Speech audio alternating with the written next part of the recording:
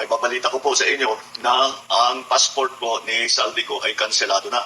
Kaya tininstruksyonan ko na ang Department of Foreign Affairs pati ang PNP na makipag-ugnayan sa ating mga embassy sa iba't ibang bansa para tiyakin na hindi maaring magtago itong ating hinahabol na magtago doon sa kanilang bansa at kung sakali man ay siya'y pupunta roon ay i-report sa atin para naman ay maibalik natin siya dito sa Pilipinas. Kaugnay naman kay Sara Diskaya, sumuko naman siya kahapon sa NBI at nasa custodian na siya ng NBI. Inaantay ang formal ng paglabas ng kanyang warrant of arrest. Kaya nakikita po natin, maganda naman ang takbo ng proseso at yung ating mga hinihilaang na kasama dito sa ganitong klaseng sindikato ay haharap sa hustisya.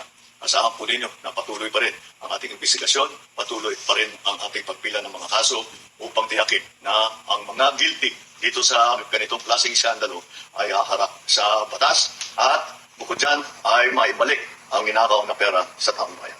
Maraming salamat po. Magandang araw.